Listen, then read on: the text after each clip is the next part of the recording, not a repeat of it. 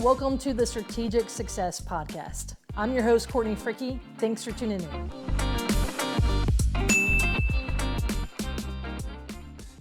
Jeff, I'm so excited to have you today for the Strategic Success Podcast. Look, we've been trying to get this to happen here for a little bit, but I'm glad we can do it in person. I know who you are. Okay. I know the value you bring to the marketplace. Let's start off by saying, who are you and what do you do? Great. Well, Courtney, it's a really a pleasure and honor to actually be able to sit down and talk to you and finally get this all to come together. And it's an honor. So my name's Jeff Watson. I'm a real estate attorney in Northeast Ohio, where my law office is. I'm a part-time Floridian, part-time Ohioan, part-time road warrior. I've practiced law in Ohio for 33 years, been a real estate investor for over 30 years. I'm privileged to have been involved in a lot of different things in the real estate space. But most importantly, I'm just an average guy that's been given amazing opportunities and took the best of them. Father of 5 kids, sinner saved by grace, and I'm proud to say that I am a provider of safe, affordable housing to a number of hardworking individuals. And in addition to that, I'm a real estate marketer, I'm a problem solver, I'm a lawyer, I own some tech companies in the real estate space, I own a title company in the real estate space, I do title work on a regular basis or doc prep for a title company. So I see a lot of different things, and there's other things that I do that we'll get into, but that's a little bit about who I am and what I do. I know that, so first of all, not many times do you find an attorney who's also an investor. Right. So first of all, let's point that out. Yeah.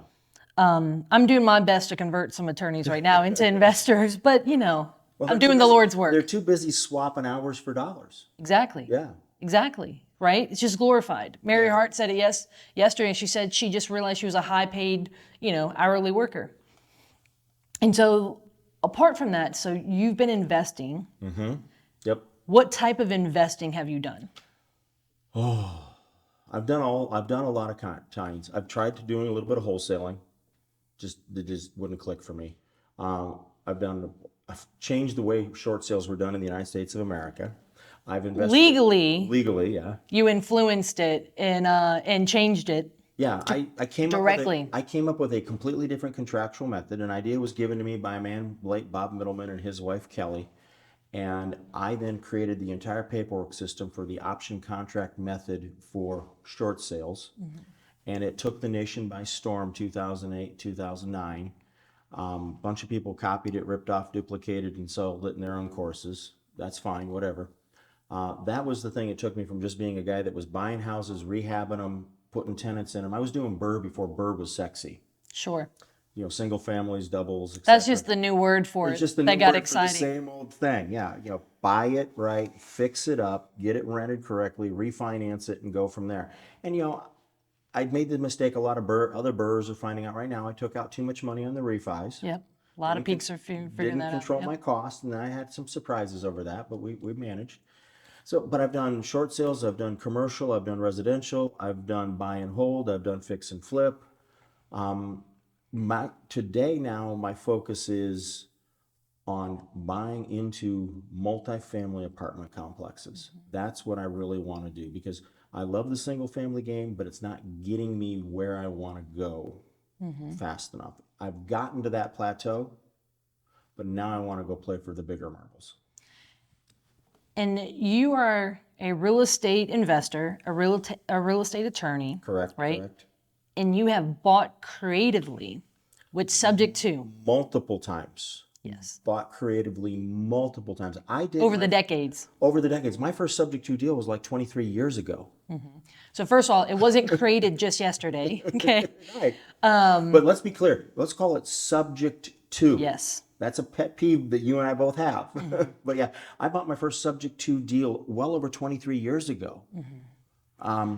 The way I do them today is radically improved over how I did it back then, because I've got the benefit of a couple of decades of experience. Right. You know better, so you do better. Exactly. I know better, so I do better, and I want to teach other people to do better. To not make the same mistakes that I made, not make the same mistakes that unfortunately I see circulating on Instagram and TikTok today that just make me shake my head. Sure. Well, so there's so many folks, first of all, they say, well, isn't subject to illegal? No, right? it's not. right? They'll kind of jump to that. I was like, not when I know multiple attorneys who have done them, right? And there's plenty of other valid reasons to point to why it's not, right? But a huge part to that though is, so I love that part of your story because you're not just out here existing among other investors. You're out there doing it yourself. You're building the legacy for your family. But on your end, not only do you do stuff in Ohio, but you also do stuff in DC. And so you get to see in here the case laws, the various things that are happening of when things go wrong, right? Yeah. And so let's talk about some misconceptions with subject to that you're seeing in the marketplace, but you're also seeing on the back end. So the first misconception that I see with subject to is just even the way it's called. Because if you don't understand the significance of the words subject to, That disclosure. that is it's language in a title commitment. It's language in a deed that transfers the ownership from one person to another. If you don't understand what those words mean, you miss the whole thing. Yep. So, because every piece of property that's ever changed, ever exchanged in a real estate transaction is bought and sold subject to something. Yep. Easements, rights of ways, utility issues, taxes, anything. All of those things are there. So this idea of running around and flashing a couple of digits in the air and saying, oh, I'm buying it sub to this, whatever, you missed it. You don't know everything you're talking about, which is so frustrating. And that's the beginning of the slippery slope. So if you don't understand how the transaction really works, then you don't understand the significance of what can go wrong and how to prevent against it. And so this leads me to my biggest pet peeve right now, Courtney, is I'm seeing this whole idea of I'm going to negotiate with the seller. I'm going to buy their house subject to, or I'm going to agree to buy their house subject to.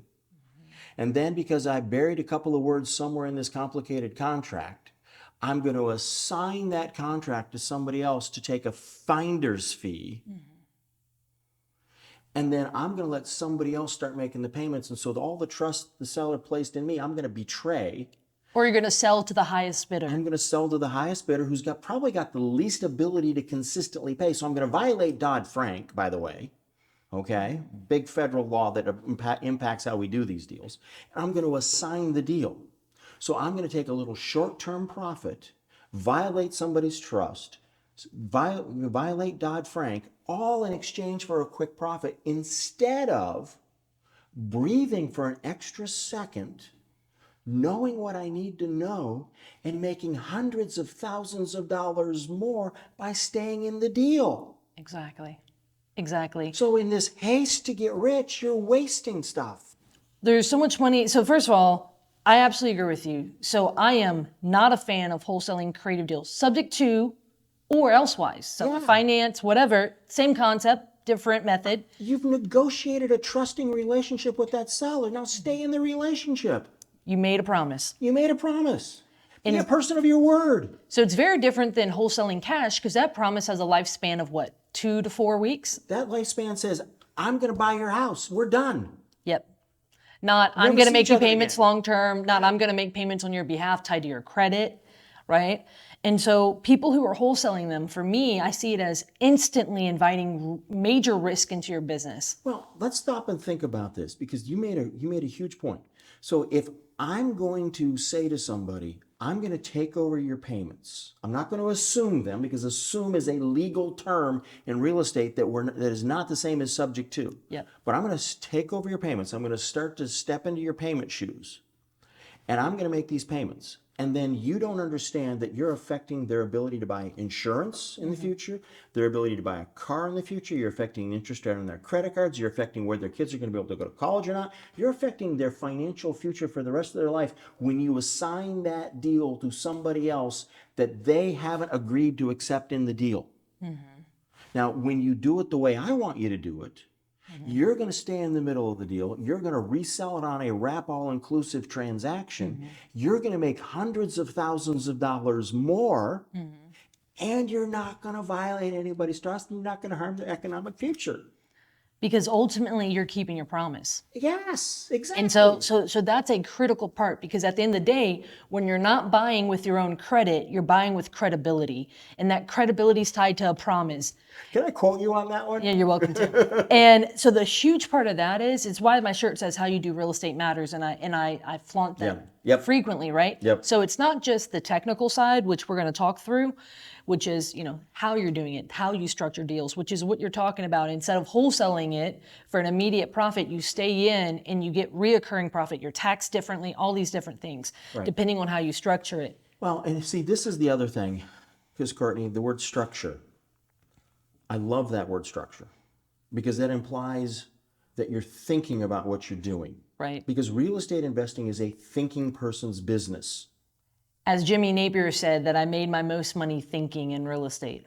I made my most money thinking, not hustling, not grinding, not running and gunning, not chasing. Not cold calling. Not cold calling, not mailing postcards, not blast texting, none of that stuff. I made my most money thinking.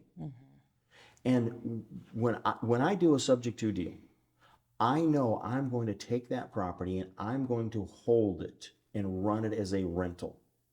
Even if my ultimate exit strategy is reselling on a wrap all-inclusive transaction. Because I'm structuring it to where I'm going to have a long-term capital gain, not a short-term ordinary income. I'm structuring it to where I know how the house functions and performs before I put somebody else in there as a long-term owner-occupant. I'm going to be a person of my integrity. I'm going to prove to the seller that their payments are being made consistently, month after month, for well over a year. And then I'm going to put the deal together. I've already been making money, but now I've got all the pieces on the table to build a nice long-term financial payday. You see, most people, I often say the deals you do are a direct reflection of your current skill set. Most people, they wholesale because they don't know better. Because they've never been taught better, because they've unfortunately subscribed to the wrong YouTube channels, they've unfortunately subscribed to the quick and easy money, which, by the way, I got news for you. If Warren Buffett says you don't get rich in a hurry, if Solomon in Book of Proverbs says you don't get rich in a hurry, then any guru out there who says you can is full of it. Yep. They're like a goose just before Christmas. They're full of crap. At the end of the day, when it comes down to it, people are so addicted to the quick money, but they don't assess. Our jobs as investors is to understand, risk. We're understanding those things, and they don't understand, especially assigning a creative deal, the risk it brings in. There's so many levels of risk. Let's talk through those. So okay. The first level of risk is the jeopardy that you're doing to the seller. Sure. The second level of risk is the jeopardy that you're doing to yourself. The third level of risk is the jeopardy that you're doing to the person who you sold it to the highest bidder, so to speak. That next level that is the scariest is the regulatory risk that's coming. Colorado is already starting to move to crack down on this because there's been so many people from a sub-2 zoo culture of run and gun, rob and cheat, quickly assign, make my money, I don't care what happens, that the state of Colorado, which is pretty progressive in a couple of different areas. They're very aggressively progressive right now. Exactly. They're coming Lots of laws coming out from them. They're coming at it. And it's a very anti-investor state right now. And part of it is because of this nonsense permeating through this, the wholesaling and the sub-2 culture that's out there. And when I say sub-2, I'm not referring to the transaction. I'm referring to the culture, this mindset of quick and easy money. Well, and that's where, so you, and I would even say there's a fifth level of risk, which is the person living in the property, because it's often not any of the ones you explained. It's going to be a tenant or a tenant buyer. Right. Yeah. And so then that's when you're getting into some consumer protection, various things like that, right? So let's go back to this consumer protection, this Dodd-Frank thing. This is the part that people don't understand, and this is the part that uniquely qualifies me to speak about what I'm talking about. I'm working to change Dodd-Frank as it relates to seller financing, which is a form of creative financing. So I'm aware that there is a key component in Dodd-Frank that requires that the seller verify the buyer's ability to pay. Yep. And that doesn't mean you just say you got the money. That means I need to see employment history. I need to see bank statements. I need to see financial records. I need to see a consistent income stream of 3x of what that house payment's going to be. So does that matter if, so when someone assigns to an investor, does that apply to, because it's done for an investment purpose? Well, you're talking about ultimately it's the tenant buyer. It's ultimately the tenant buyer, but anybody that's in that chain is Is gonna responsible. have the same culpability. Yes. Yeah.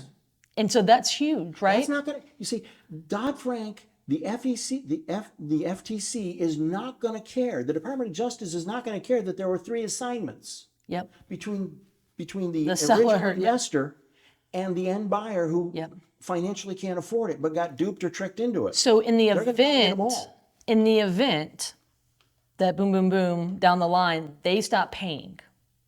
Yeah. What happens? So what have you seen? What are, and I want to talk, because look, there's varying forms of that, but the understanding the risk has to understand the consequences and what it would look like. So if end buyer over here stops paying, you've got the investor that assigned it to them, and then you have the seller. Talk to me about what are some of the things that have happened for people who that happens to. The worst case scenario is this.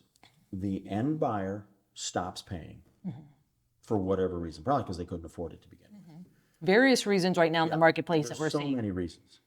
Real estate taxes went up on them again. It's negative cash flow. Property and casualty insurance went up on them again. There's a negative cash flow, whatever it is. And so they stop paying.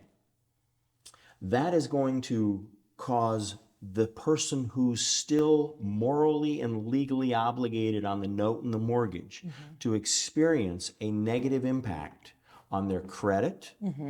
It's going to cause them to get notices from their lender as to they're behind, they're now in default, they're going towards foreclosure. Their credit score is going to drop by 200 plus points. And they're going to be looking at something that's going to be on their credit report for 7+ years. And then you've got in the middle, you've got the uneducated, greedy, whatever, either uneducated or greedy, quote, investor that put the deal together. They're going to get it from both sides. And then the regulators are going to come down in on top of it. So you're going to get hammered from 3 sides. And it's just a overall sloppy deal. So if you go back to the way I want to do them, I buy it subject to, and I've bought a number of houses subject to. I keep them for a minimum of a year as a rental. I've proven my ability to pay. I've also tested that the servicer just keeps cashing the checks. Yep. No questions asked. Yep. We get the insurance properly fixed. No questions asked. No bumps in the road. It's just between the seller and I right now. So if there's anything that has to be adjusted, we can take care of it. Okay? Now we've got over that. We've got that all smoothed out. We got our foundation laid. I've owned it for a year plus. Then I can either go to that occupant tenant or I can go find somebody new that wants to buy it on a wrap, all inclusive. I underwrite them. Are they a person with the ability to pay? I don't care who you are. I don't care what you look like. I don't care where you work. If you've got the ability to pay, green money works. Character counts. And then you're my huckleberry. So you pay me. I then take that payment and I continue to make the underlying payment, and there's a spread I keep every month. But they're not married to each other in the sense I'm of, the glue that holds it together. correct. They're not, so if this one stops paying, boom, I keep paying here, and then I just put a new huckleberry. Yes. Right? Yes. And that's the part where most people, they miss out on the opportunities of the deal. They bring in the risk of, if this person stopped paying, the risk that could happen from that, right? Instead, if this person stops paying, that could actually be a good thing. You then get to go again, you make more money, all of those things. Now, do we want them to succeed? Yes, we underwrite them and we set them up to succeed from, But some people, I can't underwrite future cancer diagnoses. Correct. I can't underwrite future divorces. I can't underwrite future car wrecks. I can't underwrite future brain aneurysms. Correct. I've been through 3 out of those 4, so I get it. I've also had death. I've also had various things like I that. can't underwrite against that. Yep. And when that happens, if they can't get their act together, believe me, I'll work with them. I have, okay? Yep. But if they can't, if they've got to move out, whatever, then I get the house back. It's probably gone up in value. I can clean and shine it, get it back up together again, and we do it all over again. And so that's critical because you're ultimately still staying in with your promise, regardless of performance here.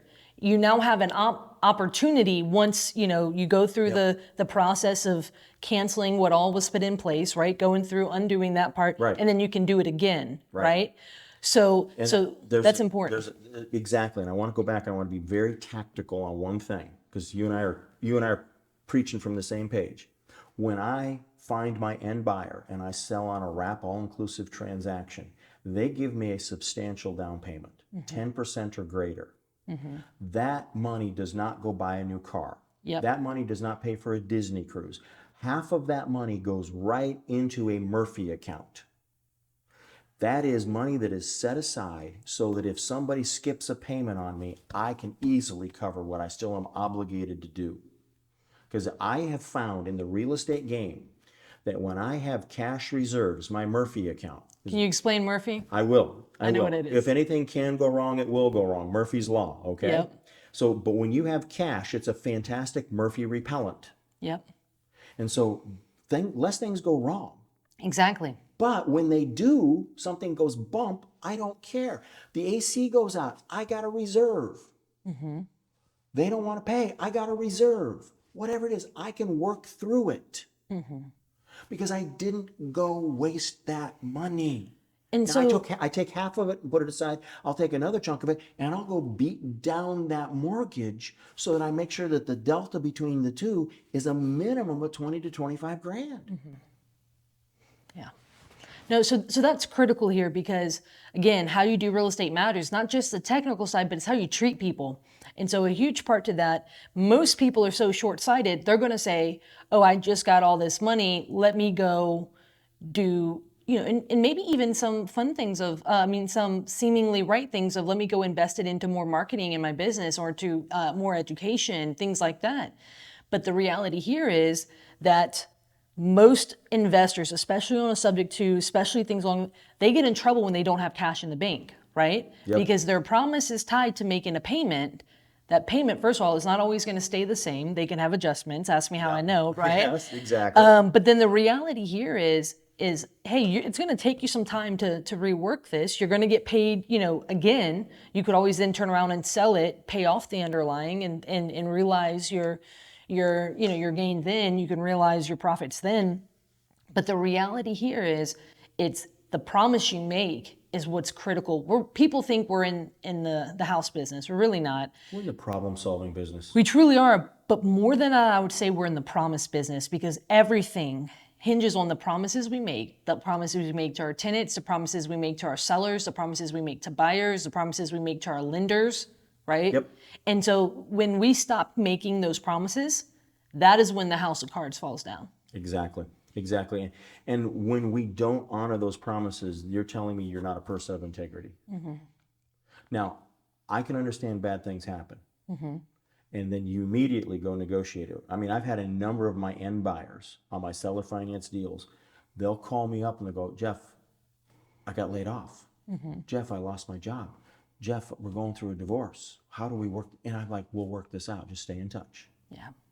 So, but I want to back up on one thing because we've talked about a lot of stuff. And here's the one thing I want to be very clear about. I approach subject to from a very serious perspective, hence the name SeriousSubject2.com that I have out there, SeriousSubject2.com, because I approach it from the perspective of being an investor, being an attorney, being a guy that works closely with a title company, a very large, successful title company in Northeast Ohio, as well as a guy that is consistently working both at the state level and in Washington, D.C. on housing policy, particularly seller financing, which is an aspect of creative financing. Yep. And so I see things, I hear things, I get to do things that few other people get to be aware of. I've been and argued regarding the validity of land installment contracts with the Consumer Financial Protection Bureau for a day. They wanted to outlaw them nationally. I explained to them why they couldn't. Okay, I'm working on changing Dodd-Frank. When a member of Congress has a question about real estate, some of them reach out and call me. That's huge. And that's which is why you're uniquely qualified to teach on subject to at the degree that you do. Because so many people, what do they say? They do a deal You know, they see a deal, they do a deal, and they teach a deal. Right. Right? Yeah. And the last thing I'm going to tell you is, for a couple of years now, when people in other groups make a mistake, they're usually told to call me because I'll figure out a way how to fix the deal. And Courtney, just yesterday, I had a guy come up to me and go, Jeff, one of your documents in your serious subject to course, I sent it to the attorney for the seller who was complaining about the transaction. The attorney read it and never called me back. Yeah. He said, you protected me. Yeah. And I'm like, John, because I've been there, done that, bought the t-shirt, paid the bill. You're an attorney that understands what is not only necessary for other attorneys to see for the transaction to be papered properly, right? But it's also so that on the back end, in the event that something happens, they go look at that paperwork and they say, okay, this is clear, right? Exactly. This is clear. This is clear. And so, because look, let's be very frank. In the event that an end buyer stops paying, and let's just say, first of all, it hurts the seller's credit. They go into foreclosure. Imagine that they have a job that is tied to maybe some level of clearance, some level, they may work for a bank, they work for the military, something like that. And then let's just say their job is now at jeopardy. I had two sellers who both worked for the VA on the lending side, literally over in Virginia. And both of them, we were considering subject to, and I was like, man, both of their jobs would be at risk here, Yes. right? Yep. And so imagine something like that happens. Someone, their credit is destroyed. They go into foreclosure. They could lose their job. All of these things. And so, in the event, what recourse does that seller have? What have you seen when? Because we talk about if they don't, their credit got hurt. But what investors? I want them to understand the risk of what could happen. Is it a lawsuit? It's not just a lawsuit. Okay. I think in a scenario like that, there's going to be a criminal investigation. By who? By the state attorney general's office, and possibly a federal agency with the help of the Department of Justice. Now, I don't know if anybody else has had this happen to them, but I've had the feds examine me 3 times. I can't say that's happened, thankfully. The last time it happened, it was voluntary. I agreed to let the complete, thorough background investigation because of one of the responsibilities that I now have involving Quest Trust Company. But what I found out years ago was that the state of Ohio Division of Real Estate contacted the Department of Justice and the FBI, and they did a complete background on me because they saw what I was teaching in real estate, and they were like, "Who is this guy?" And nothing ever came of it. Okay, which means they couldn't find anything. Well, I know why they couldn't find anything, because I do things the right way. I do it to the best of my ability. But if you're not doing things the right way and you harm somebody like that, if they reach out to the right news station, if they reach out to the right reporter, if they reach out to the right person at an attorney general's office, at Consumer Affairs, you may very well have not just a civil lawsuit on your hands, you may have a criminal investigation on your hands. And the worst case scenario is, I don't know if you ever want to be that investor that you get back to your home one night and there's a couple of TV news vans parked in front of your house, and they want to ask you why you're not making the payments for Mrs. Murphy's house, and you're live on TV. That's not a good day. Regardless of intent, the court of public opinion is a very difficult one. And once you get into that court, and you can't control the narrative. And Courtney, you and I have talked off the record about people that we both know in those environments. I've had multiple clients call me when the news crew is there going, "What do I do?" And it can decimate your business like that. Overnight. Overnight, you are now a pariah. Yep. And so, because the public opinion is, you must have done something wrong. Well, we're already greedy, filthy capitalists. So now you had that you hurt someone. Intent. And you did it because you didn't know. Yep. And so you did it because you didn't care. If you didn't know, you've got the integrity to fix it, I hope. Exactly. If you didn't care, God have mercy on you. Exactly. And that's what I want the market to weed out, is the ones especially that don't care. And then the educators, my heart in educating is a bit of duty, a good, healthy bit of duty, is for people to know better so they'll do better. So let's talk about the weeding out process that you just mentioned, because you just opened up a whole new file in my brain. We're sitting here in Virginia. Virginia's got a new anti-wholesaling law that's going to be effective in a couple of months. I literally spoke last night with two close friends who spend $30,000+ a month wholesaling here in this area. And I looked at them, they said, oh, it's going to be real fun here real soon. Yeah. And my response back is, and someone asked me that this morning. They go, Jeff, what are you going to do about it? I go, nothing. I said, y'all got what you deserve. And they go, what do you mean? I go, y'all got what you deserve. You refused as a culture, as a group of investors, to shut down. You refused to call out the people who were doing it improperly and illegally. You refused to actually read the laws in your state on how to buy and sell real estate as a for sale by owner, as a non-agent. Because you refused to learn the laws, because you refused to follow them, because you refused to make other people live to that standard. Now you get what you deserve. This is the same thing we see in Illinois. This is the same thing we've seen in Oklahoma. Now we're seeing it in Virginia. We've got it coming in Colorado. We've got it coming in Kansas. We saw a bill like this in Ohio and managed to get that thing killed. But it's just coming because people refuse to do it right. The industry refuses to self-regulate. Just because we don't have a board that governs us, right? We don't self-regulate. And the part that gets me is there were a couple of guys, and I'm not going to judge their intentions. They're well-known guys, big YouTube internet guys on the wholesaling space. They had an idea of trying how to create a self-governing body. They were sniped at and shot at and criticized from all sorts of different angles. Why? Because people didn't think that their money should go to help regulate the industry. It was all about me, me, me, me, me, me. Whenever they attempted that, I texted each and every single one of them, and I said, what can I do to help in Louisiana? Straight up. What can I do to help in Louisiana, and then also in my involvements in Mississippi? And I bet you they didn't get back to you because they had gotten shot down so badly by all sorts of other people. And my response is, that's a shame.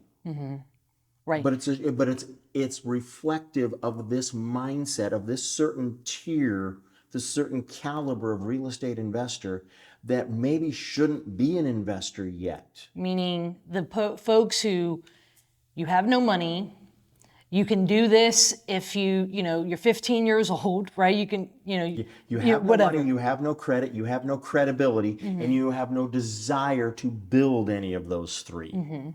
Exactly. And so as creative finance investors who plenty of times, you and I, do deals with none of our own money, little to no down with the seller, structuring deals, right? It's not that those don't exist. It is this premise of, let me get into things with no skin in the game. It's this idea of, I don't care who I hurt or what I do because, I have not a lot riding on this. Correct. Right. And so that is, so going back to all this, to button this up, I have been very vocal about being anti-wholesaling for creative deals. Do I wholesale cash deals? Yes. Absolutely. Right? But do it correctly. And do it correctly, do it ethically as well. And I've even gone up to the Louisiana Real Estate Commission and understood it from their level so I can be in compliance throughout the state. Because when I grew the largest wholesale company in the suburbs of New Orleans, and I was frequently, hitting volume for a few years, that was a huge part of it because I wanted, number one, my business to continue, and I wanted to be able to stay within the lanes of doing it. But then as I was doing business with other people, for example, when I was doing business with brokers and agents and various things, I wanted to make sure that my business did not hurt those relationships, various things like that. But most people are short-sighted. They don't think long-term, right? Well, okay, so that's an oxymoron. How can you be an investor and not think long-term? Exactly. No. Which is why you and I, we know exactly what it is. When you are wholesaling and flipping, you're not an investor. Correct. Yeah, but Correct. Don't call yourself that then. Yeah. And so many people get their feelings hurt because, I'm like, you're investor adjacent. Like, if that's what you want. You're just a dealer. Exactly. And so the IRS sees you as a dealer and they also tax you accordingly. And a huge part to this is that, you're a dealer. I'm not going to make a joke about dealers and what other ways people deal, right? But the reality here is when you're dealing, you're turning and burning. At the end of the day, am I anti-flipping? Am I anti-wholesaling? No. I've done plenty of it over the years. But the reality of it is especially when it comes to creative, you have to understand the risk. And I'm just going to flat out say, don't do it, right? Learn how to do a better deal, right? As we were talking about staying in the game, right? Yep. You would be, depending how you structure it, like what you talked about, you would be taxed better than as you would if you wholesaled it. And the reality is that $5,000 assignment check that you made is not worth the risk you just invited into your business. It's just not. It isn't. And I'll wrap this from this perspective, and I think there's other things you want to talk about. Yep. I approach real estate investing from the perspective of I'm always thinking about what it looks like on a tax return. Yep. Because I'm not here to give the IRS any more than I legally have to. Yep. And so this is why with my Serious Subject 2 course, I've got the brilliant John Heyer and I spending about 5 or 6 hours talking about tax court cases on Subject 2 transactions. Yeah. Now, folks, if you want to get really nerdy, if you really want to know this, John is highly technical. yes. But he and I spend 5 or 6 hours, Courtney, going through a number of tax court cases and what are the facts and the nuances that affect how these cases are decided. And when you understand that, okay, now I know how to put my deal together. Yeah, exactly. And but the last comment I'm going to make, so people don't think I'm just a complete downer, is this: in the multiple tax court cases that John and I went through, And John being a tax attorney. the dude gets his jollies fighting the IRS. Okay, He does. That's his thing that makes him happy. Yeah, okay? that and bourbon. So, I mean, that's the kind of guy you want to be asking about, okay? Yep. When we analyze all these cases, not once did any of the government lawyers go, oh, by the way, these deals are illegal. Not once was that ever argued. No. These deals are incorrectly done, or this deal should be taxed this way, or this deal should be taxed that way, but it was never said it's illegal. Yeah. So learn the laws. Learn how to do it right. How to think it through. And this is a wonderful space. Yeah. And Courtney, I know this. If I tell you just to learn the laws, you're not going to listen to me, folks. I know that. But when I tell you that if you do these deals correctly, by staying in the deal, you will make hundreds of thousands of dollars more. With less risk. Maybe that gets your attention. More money, less risk. Exactly. Maybe that works. So one more final thought here on subject 2. So I've had this belief for a minute here. So I've been in this business for 10 years. You've been in a lot longer than I have. But I remember 2017 on, you had everyone and their mom was talking about getting into the syndication space, right? To the point that, I mean, every RIA meeting I went to, all of that. Oh, I want to start syndicating. And then what you had was a lot of speculators, right? So then what are we seeing today?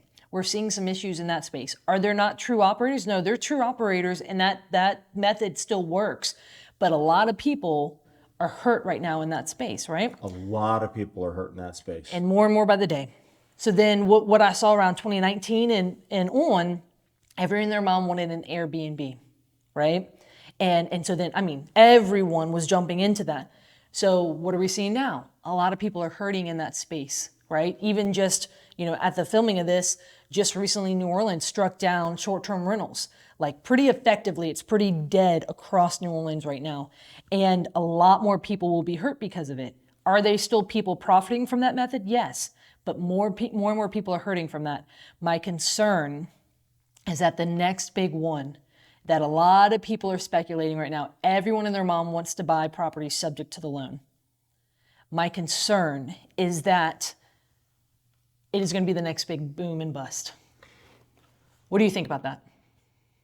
I agree, because we're seeing it with wholesaling as well. Yep, because wholesaling was another big method. The economy has shown us the flaws in everybody and their brother trying to syndicate. The hotel industry in reality has showed us that not everybody shouldn't be running Airbnbs. Yep. Legislators across this nation are now cracking down on wholesaling. North Carolina's coming. Real estate commissions. They're just they're sick and tired of it. The best thing I can tell you is we'll see the same thing with subject 2 unless we do it right. So If we do it correctly, to where the sellers aren't harmed, Real estate agents feel like they have a vital role in the transaction, feel like they've got a vital role in the transaction, and we do it correctly to where we make a lot of money and the end buyer doesn't lose the house because we underwrote them correctly. So the vital role is an investor, right? Real estate investor. Yep. Yeah, the investor's got to put it all together. Yes, correct. And so a huge part of that is what could it look like? Regulations? Like what do you fear is coming down the pipeline with subject to? I could tell you the good and I can tell you the bad and what I see out in the horizon. Okay? Because a week ago today, I was sitting in a small private room with a couple of members of the House Financial Services Committee, and a question came up regarding subject to. Guys, they're seeing the same videos you are online. Okay? The internet's not hidden from them too. I'm telling you, two senior members, one guy who may be the chairman of financial services next year, was sitting in the room and subject to deals came up from a lady that's a large figurehead for the local real estate agencies down there in Cincinnati. This subject came up, and folks, we're going to see one of two things. We're going to do it correctly, and we're going to see a secondary market created to reprice these loans once we've changed the end buyer with a different employment history, a different credit score, and a different background. And we may see a secondary market that may reprice these things, and everybody will be thrilled with that. Or we may see the continued chaos coming out of the sub-2 zoo world, and we're going to see across the board slam down regulation, government enforcement, criminal prosecutions, and legislation. They're going to potentially make examples of some folks. Oh, yeah. Do you also think, talk to me about the due on sale clause. The due on sale clause, do you envision it being called more? Because everyone talks about it, oh, it rarely happens. That's not what I'm hearing. Well, when you do these deals incorrectly, or when you're running around on TikTok and Instagram and YouTube and publicizing it, it's really pretty quick to figure out, without leaving your desk, if you're an investigator, what you're doing and how to follow you and track you down. And then they're going to start looking for what you're doing wrong, and they're going to come after you. It's really that simple. There's a way to do it right. There's a way to do it wrong. I don't want you to be out there doing them incorrectly, and I really don't want you to be doing them incorrectly and bragging about it. And unfortunately, there's already some people who've attained a lot of notoriety that have already got some investigations open on them. And it's not good. So, I'm excited about this opportunity that came up a week ago where these members of Congress were talking about we need to find a way for a secondary market with a huge pool of liquidity. We're talking hundreds of millions of dollars of liquidity to reprice these mortgages. Now that made the note investor in me, my heart skip a beat, big smile on my face. But I see a solution through this. And if we don't do it correctly, the banks are going to squash it by using that powerful due on sale clause. Yeah, which many people say, oh, Courtney, but there's a workaround, so-and-so. What? At the end of the day, those workarounds, do they exist? Yes. Are they guaranteed? Never. Never. And that is the big thing, right? You have all these things with death, divorce, you've got bankruptcy, you've got, the due on sale clause, those big risks to subject to. Are there workarounds or things that you can? Yes. Yeah. But they're never guaranteed, and that is the risk of subject to. And so ultimately here, I am still actively buying subject to. Are you still actively buying subject to? Absolutely. You just did it on a commercial deal. Yes. You just did it on a commercial deal. Yeah. Back in October, we only took over $6.3 million worth of debt from a bank with their consent. With their consent. We're not going to, I'm that kind of a, you think I've got that walking around in my pocket? Yeah. No. So Yes. I'm going to make sure that they're okay with it. Absolutely. And so those things are huge. We're still doing subject to deals. But because of my growing concern for the growing risk with it, I am being cautious with the deals that I'm doing. And there's also a lot within my portfolio that I don't want maybe this property to continue to have that risk. I'm going to find ways to restructure that debt to get it away from subject to debt. To right? de-risk it, yes. To de-risk it. Am I going to sell the property? Not if it's a keeper property, right? I'm going to find a way. And so with that being said, there's a lot going on here, but you're very right that there has to be things that we have to do. So that comes with continually proper education right? Trying to self-regulate, which is why I wanted to talk about the risk of wholesaling creative deals, right? Yeah. Trying to use this as a platform, right? To spread the word, to help self-regulate.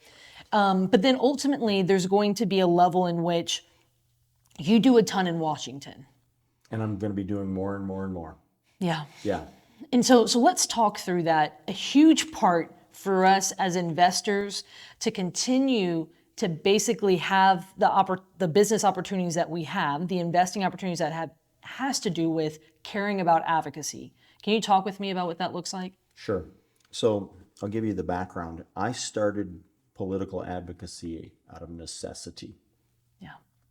When I redid the way short sales were done, it quickly got to the attention of Freddie Mac and Fannie Mae. They issued a nationwide underwriting bulletin describing my contractual transaction method and saying what they did not like about it and the only way that they would let it go forward, which was a very difficult way of doing it. And they put this massive deed restriction language out there, which was, yeah, we'll let you do a short sale, but you can't resell the property for 180 days. Yeah. Well, that killed all the people who were buying short sales to flip them right away. Because you can't assign a short sale deal. At least that's what the common thought is. And so I had to get to work. I had to protect my reputation. I had to protect my integrity. So I got some other people to help me for a while. They've since faded away, but I'm still in business with a couple of them. One of them being Greg Clement, amazing guy at Real Flow. Yes, folks, I'm that Jeff Watson that co-founded Real Flow with Greg Clement, just in case you're wondering. Great company. We do a lot of great things for people. So we got involved. Hired a lobbyist. He was a good guy. We knew what we were doing. We got to the right members of Congress who had authority over FHFA, the newly created Federal Housing Finance Agency that was telling Freddie Mac and Fannie Mae what to do. So this particular member of Congress was able to tell FHFA that these deed restrictions coming out of Freddie and Fannie were no longer going to work. And so we got the 180-day deed restriction moved down to 30 days. So on day 31, you could resell for up to a 20% profit. Hey guys, Courtney, Fricke here. We've got Aussie Steve. And look, if you have a deal that needs to get moved, Southeast Louisiana, even in South Mississippi, we're your folks. We are the largest dispo company, really in the greater New Orleans area, even Southeast Louisiana. We have great contacts in South Mississippi as well. Steve, why do we move more deals than others?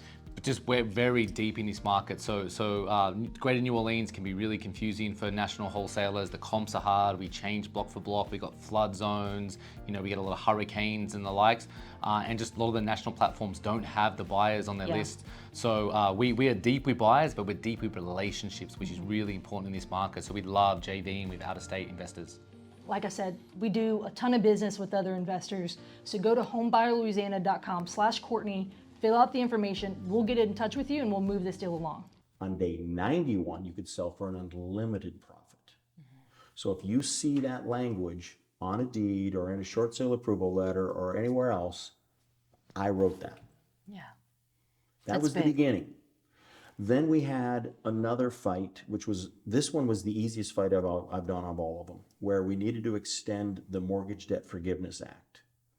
And a bunch of people wanted it done. National RIA wanted it done. I wanted it done. So that was a relatively easy thing to do. It was a bipartisan effort. We got it done. We got that pushed out. And then, Courtney, 2.5 years ago, I remember this. The big one came at us, where the Build Back Better bill had 2 sections in it that were going to decimate the entire self-directed IRA industry, a $1 trillion industry, by some restrictions and regulations on it. And a number of people took it very seriously. John Heyer created a website called Hands Off My IRA, and that became the key component of our fight and our advocacy point. So we used that platform to get everybody across the nation to use that platform to contact 8 different Democrat members of the House of Representatives back in 21. Because we're targeting 8 moderates. We needed 3 of them to agree with us, because if 3 changed their mind on that bill, then they would join the Republican majority on that particular issue, and that would come out of the bill. So for about a 6-week campaign of phone calls and faxes and emails from all over the nation, culminated with I had a trip to Washington, D.C., used the same relationships I'd built through the Seller Finance Coalition, which is a whole nother story. And I used those relationships, and I had some crucial meetings with key Democrat members of Congress who, to this day, I'm friends with. And 2 of these men are blue dog Democrats out of Texas. They're still in Congress to this day. They heard what the investor community had to say, and they said, "You're right, we'll pull this out of the bill." Yeah. They then went to a third colleague, another Democrat out of New Jersey. He agreed. And the question I was asked after my friend Vicente talked to his friend Josh out of New Jersey, the key question I got asked is, if we agree to take these provisions out, will all the phone calls stop? And I said, yes, they will. The next day, the most recent version of the Build Back Better bill had those provisions taken out. Yeah. We stopped the phone calls. Yeah. And the bill eventually died a death of 1,000 cuts over in the United States Senate because a Democrat senator felt he had the backing of key members in Congress over in the House of Representatives to say no to that bill. So I'm in D.C. that day, meeting in the morning, dead time. And during that dead time, I'm having a conversation with a extremely well-connected Republican lobbyist before the key meetings in the afternoon that ultimately won the day. And he looked at me and he says, Jeff, he says, in this Build Back Better bill, he says, did you notice there's nothing further harming seller financing? They're going after IRAs, they're going after a bunch of stuff. But did you notice there's nothing going after the right ability for investors to sell properties with seller financing? And I looked at him and said, Matt, you know what? You're right. I noticed that. He goes, that's because we've staked out a piece where we have a seat at the table. Because leadership from like particularly Eddie Speed and some of the other guys out of the note school arena, David Fenolio, Paul O'Dwyer, Mitch Stevens, Mike Powell, and others, National RIA came alongside and we pushed this bill to expand seller financing. So we claimed a seat at the table. And so I used that position to get my way into the offices of these key members to help us Build Back Better. And so what I'm trying to say is you've got to get engaged. Right. And as part of that seller financing, once we killed Build Back Better, then as part of the seller financing work I did, I then realized there's another problem in Washington, D.C., and this is the one that's got all my alarm bells ringing right now. Okay. And that is, and it sounds innocuous, but it's not, the Renter's Bill of Rights. Yeah. When you hear that term, you have to think rent control. You have to go one step further. When you read what it says, and I'm going to be really harsh here, Courtney, when you read what they basically want a fascist form of government when it comes to real estate investing. They'll allow us to own the property. They'll allow us to pay the insurance and the taxes and the upkeep and the maintenance. But they won't let us pick and choose who rents it. They won't let us determine how much we can rent it for. And they won't let us determine how we can select who lives there. Yeah.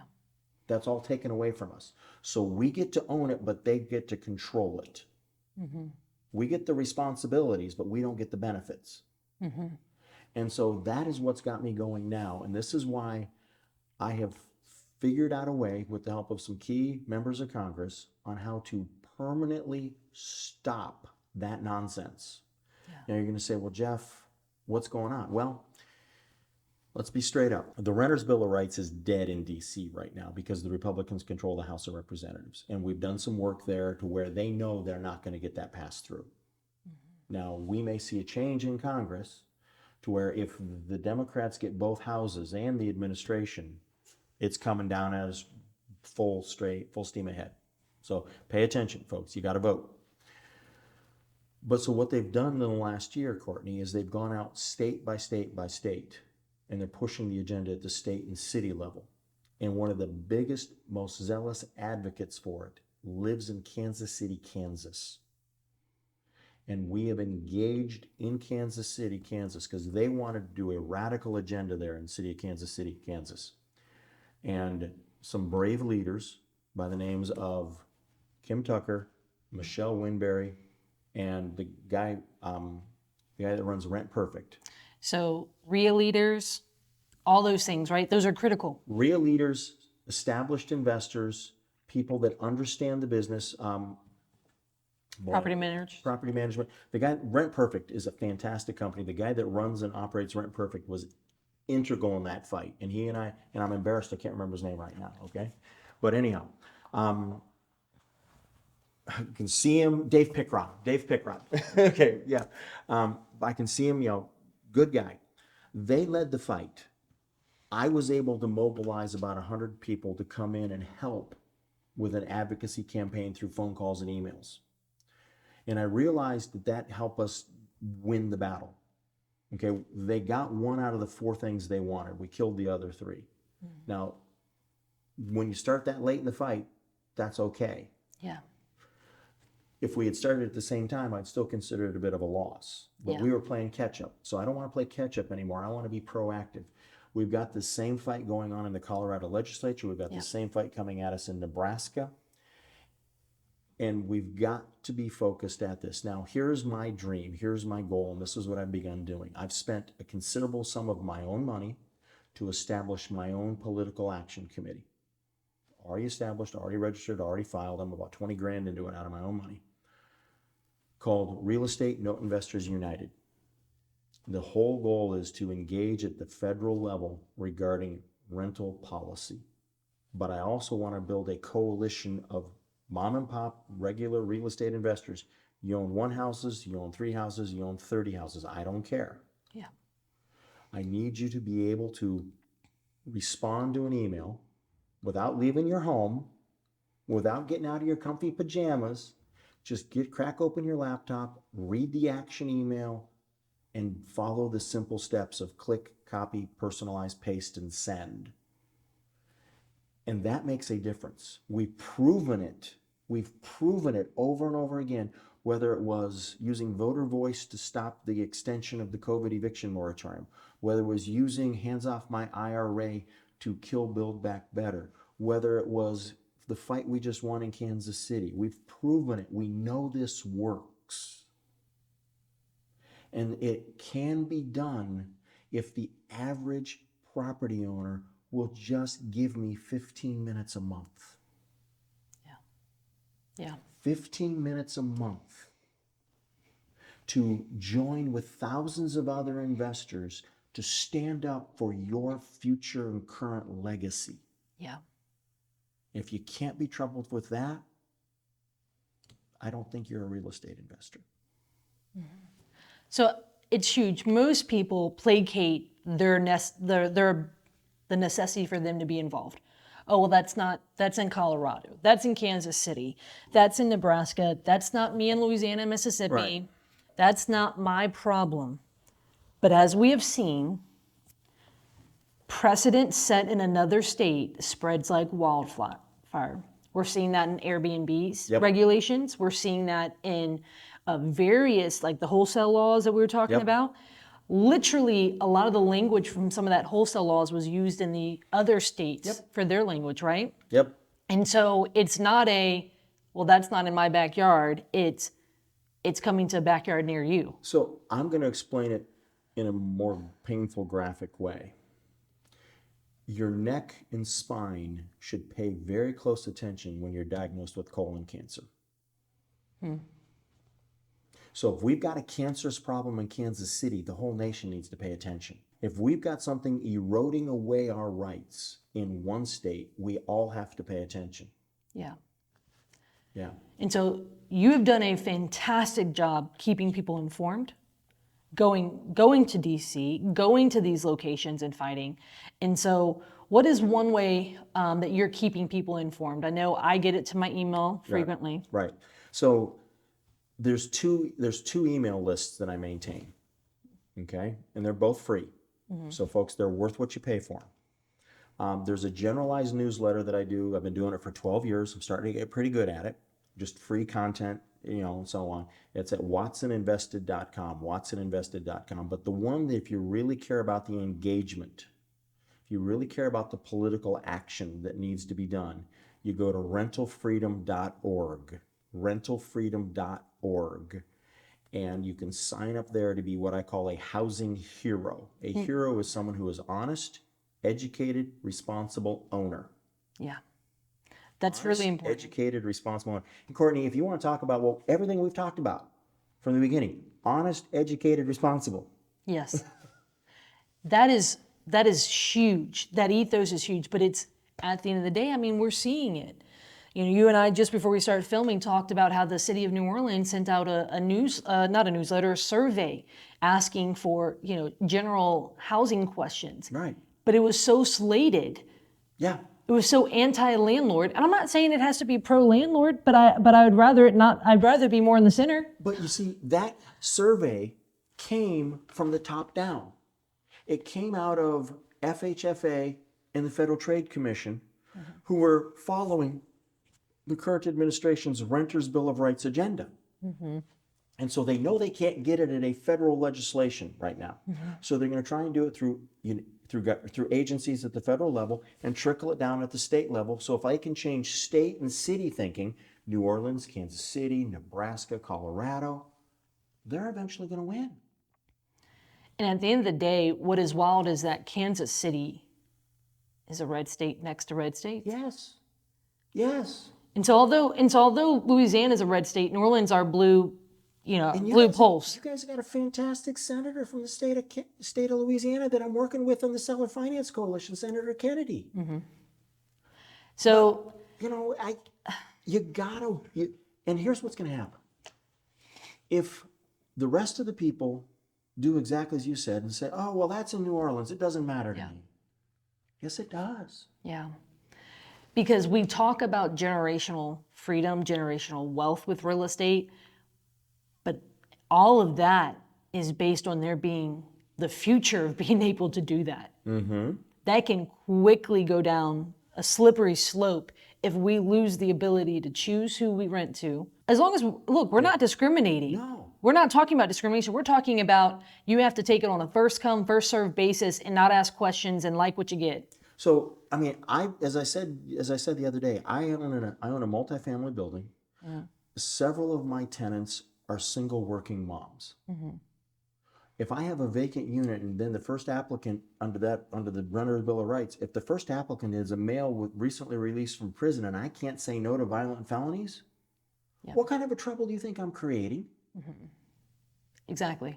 So at the end of the day, there is a level in which, so Colorado, they've been very aggressive, passing a lot of things. For example, they're talking about, so one of the things is the income. You cannot discriminate against source of income.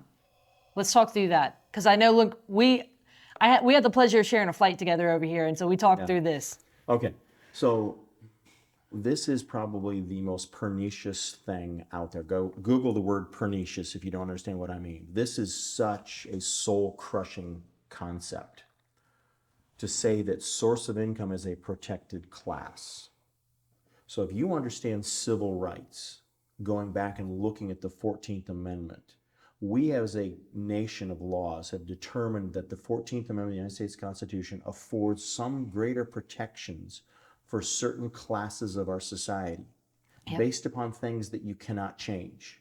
Your gender, your age, your origin, the color of your skin, these kind of things. It makes perfect sense. We don't want to discriminate against certain people. They get afforded a higher level of protection. I get it. It's good. However, when you tell me that your source of income, that your economic ability to earn money has to be protected the same way, what you're really saying to me is, oh, you're poor and you're never going to get rich. You're never going to earn more than what you are now. You're stuck. Your kids are stuck. Your grandkids are stuck. You're stuck generationally as being this. Yeah. And that is so contrary to what is the ethos, what is the spirit of America, where you can come to this country and in one generation go from nothing but the clothes on your back and the consecration tattoo on your arms to having a multi-million-dollar net worth that you give to your kids. I've worked with such people where they came with nothing. They had been abused of everything. The tattoos were on their arms, visible as all get out. And at the end of their life, I'm helping them figure out where a couple $1 million goes. But today we would say to them, oh, you're protected forever on your low source of income. You're going to get federal housing subsidies for the rest of your life. Yeah. They left a form of government that did that to them. Yeah. And we're now trying to bring that same mindset here. Yeah. When that mindset erodes, which is what we're seeing across the nation, when, everything from the entitlement, all of these things, that becomes very, very difficult. And so then what you say often is, we're in a war and you just don't see it. You just don't know it. You're a casualty then already. You're a casualty then already. You're a casualty or you're AWOL, one of the two. And I want to go back to a hero, honest, educated, responsible. And if you've got to hit all three of those in order to become an owner, or become an owner and stay an owner, to be a housing hero. And that means you're doing things the right way. Your word is your word. Your promise matters. Yeah. Like you talked about. You're educated. You know what the laws are. You comply with the laws. You do the best you can. You maintain your property. All those things. You're responsible. You do the things you need to do. It's those types of landlords that don't need to have the oppressive authoritarian regime coming down on them. My prayer at the end of the day is that we can push back and undo this nonsense of the Renters' Bill of Rights. We can squelch this entitlement mentality. We can show people that this idea of source of income as a protected class is actually harmful to those very people who need to try and get themselves out of poverty, because we've given them so many opportunities, education, all these other opportunities that are available to get out of there. But at the end of the day, it comes down to one key thing. Will you be responsible for yourself? As both of our mentors have said, your life is your fault.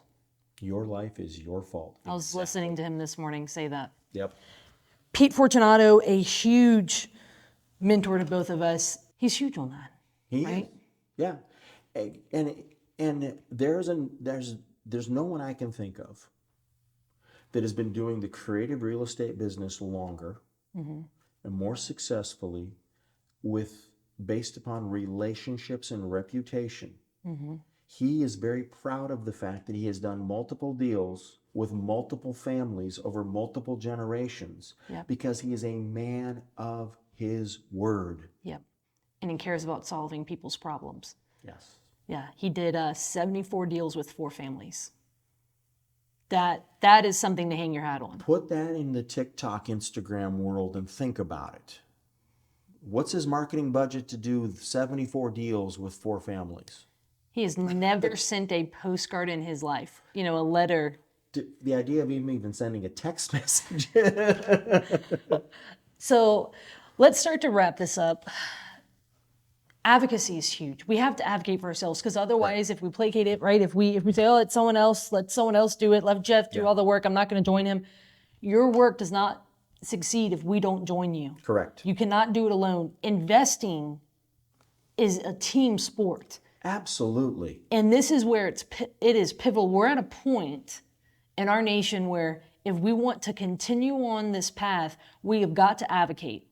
We have got to, so signing up, guys, go to Watson Invested, go to rentalfreedom.org. So sign up for his newsletter, but then also sign up for the rentalfreedom.org one. Stay informed. And then when they tell you, hey, these things are coming up, please copy, paste, personalize, and send, right? Yep. Do it. And the personalization, folks, you know your own name, you know your business, you know how you do your business. Great. And if you want to grab it from there and run it through some sort of an AI, process to make it look a little different than everybody else's, great. God bless you. If you know how to do that. And if you don't, I'll eventually work a way into how to do that for you. So there'll be a link in there to go do that so that it looks more unique. But the key thing that you have to understand, and this is the part, there's 2 elements of advocacy I really want to make sure people understand. Sitting down and writing out a letter. If you're sending it to the local congressional office or your local senator's office, your senator's local office in the state, that's great. That'll work. Don't do it to DC. Local works with snail mail. DC, they care about counting things. They care about phone calls and emails. Phone calls and emails because they count and keep tallies. One of my friends, member of Congress, has told me, he says, Jeff, if I get 5 phone calls on the same topic from 5 different constituents, I immediately stop and I figure out what's going on. Yeah. So yesterday you talked about, was it 3 or 4 things that everyone needs to do? Number 1, are you registered to vote? What were the others? Okay, so the pop quiz was, are you registered to vote? It was 6 things. Yep. Do you know the name of your member of Congress? It's shocking how many investors don't know the name. Correct. Do you know the names of your 2 United States senators? Mm-hmm. Have you ever communicated with them in the last year, year and a half about any sort of rental or real estate issue? Property rights issue, anything. Anything. Flood insurance. Any of those things. Have you communicated with them? And have you given to any campaigns? Mm-hmm. You'd be amazed. A $50 or $100 campaign contribution is a big deal in some of their worlds. Yeah. Okay? Now, I give a lot more at certain times, but that gets me into rooms where I have access to a lot of great information to see where things are going. But those are $500 to $1,000 checks per event. Okay? Is it worth it for me? Yes, it is. Yeah. But you don't have to do that. If you can just register to vote, know who they are, know what they stand for. Yeah. Reach out to them. Reach out to them. They want to hear from you. Oh, Courtney, I have been there so many times. I have had multiple members of Congress and their staffers look at me and say, Jeff, this is a great piece of legislation, but we need to hear from our constituents. And I reach out to the 6 or 10 people I know who live in that state or that district, and I say, can you please write your congressman? Can you please write your senator about it? Oh, Jeff, I'm too busy. I can't do it. Well, hey, copy and paste this letter. Can you do it to me in DocuSign? Exactly. Oh, your business isn't worth 15 minutes? Right. No, and it's huge. And that, again, goes back to, we have to take this seriously. In the same way we have to take subject 2 seriously, the same way that we have to take this advocacy seriously. Correct. So, Jeff, I have a few more questions for you, but anything final that you want to say on this topic as we start to wrap up? Freedom is a gift. That freedom, that gift of freedom that we've inherited, that has been fought for, bled for by generations in front of us. Just think about what your ancestors did to get to this country, mm-hmm. and what they did to build this country. Yeah. They'd be disgusted with how lazy and soft we've gotten now. Mm-hmm. Think about that and then do something to protect it. Get out of your little bubble. Get out of your little technological bubble, thinking about yourself and only what's yours, and think about how you want your legacy to affect the next 3 generations. Because if you're not thinking 2 and 3 generations down the road, you're not really investing, by the way. Right. So, or how your kids will have to handle your properties in the future. Exactly. Yep. I mean, this commercial deal that we talked about a little bit, just very briefly, the day we closed on, I'm with my 2 grandbabies, and I'm thinking to myself, this property's going to be theirs someday. Yeah. Exactly. Yeah. But the hope is the way that it's theirs is a level in which it will provide freedom and peace. And it's not something in which they then choose to have to sell because they can no longer control it. I want them to be able to live and give, mm-hmm. with peace and freedom. Exactly. Yeah. So the question I ask everyone is, what is a lesson that if you learned it sooner would have catapulted you in your career? I am not an island. And real estate investing is a team sport. I think I played the island game for the first 10 years of being an investor. Yeah. The second thing that I learned is the vital importance. I learned it too late. I've got it now. The vital importance of raising capital from private lenders and private money. Yeah. You should not rely on institutional financing. No. In the residential real estate space. That is a trap that stifles creativity. That is a trap that stifles your growth and your networking. Absolutely. So finally, how can people get in touch with you? We talked about how they can sign up for your newsletter, that they can sign up at rentalfreedom.org. Right. What are some other ways that people can get connected with you? The best way that people can connect with me is watsoninvested.com. They get on my email newsletter. They can Stay up to date to stuff. They can stay up to date. If they want to schedule a consultation to talk to me about a legal matter or they want to pay me for my time, they can do it right through that same website. You can follow me on social media. Okay, yes, I got some stuff on social media. You can follow me. Yeah, am I prolific at it? No. Yeah. Do I put content up? Yes. Yeah. Do you see a lot of airplane selfies on Facebook? Yes. Because you're working the nation. Because I'm working the nation. Yeah. Yeah. I mean, Courtney, I think about where I'm going to be just this month, and I'm going to be in like 5 different cities working on behalf of investors. Yeah. Yeah. It's huge. Jeff, it is always a delight. We've known each other for years. We've sat next to each other as students over the years. Yep. We've taught in similar rooms, similar stages like we're doing this weekend. Right. It is a joy to know you. I am thankful for the work that you do. So as an investor, thank you. And I want to get behind you. So let me flip this back at you. What excites me, what just puts an extra step of joy in my eyes, is when I see ladies like you and some of your good friends, Lindsay and Maria and so on, and Alicia. When I see you ladies stepping up and teaching, because I'm going to just be blunt, I am sick and tired of going to real estate events and seeing a bunch of boring old white guys. Because more real estate today is owned and controlled by ladies than men. And y'all need to just claim it because it's there. We're just getting a little bit louder is what we're doing.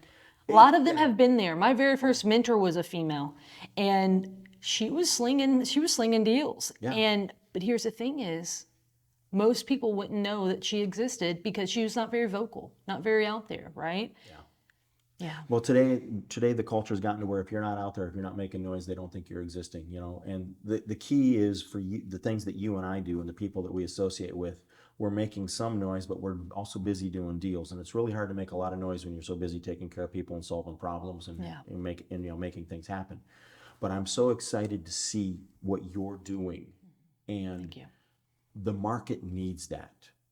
There is a huge demographic in this country of ladies ages 35 to 60 that have woken up and said, what I was doing with whom I was doing it is not working.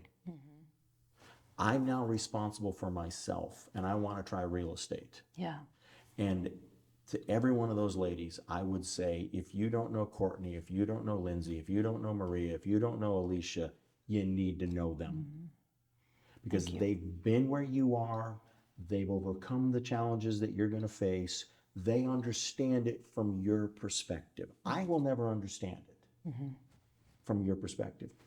They get it, and they just need to lock on and follow. Well, look, I appreciate that. Truly. No, really. But it's the truth, and it's there's an audience that won't hear me.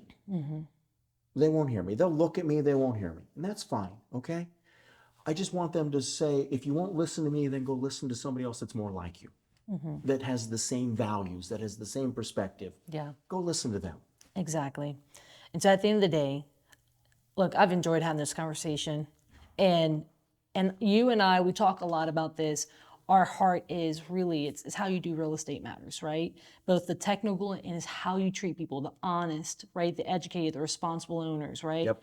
Those things are critical. So again, truly from my heart, thank you for the work that you do. I'm excited to cheer you on. Thank you. Appreciate you, Jeff. Thank you so much, Courtney. This has been a pleasure, and I look forward to another one of these sometime in the future. Likewise. All right. Peace. Thank you.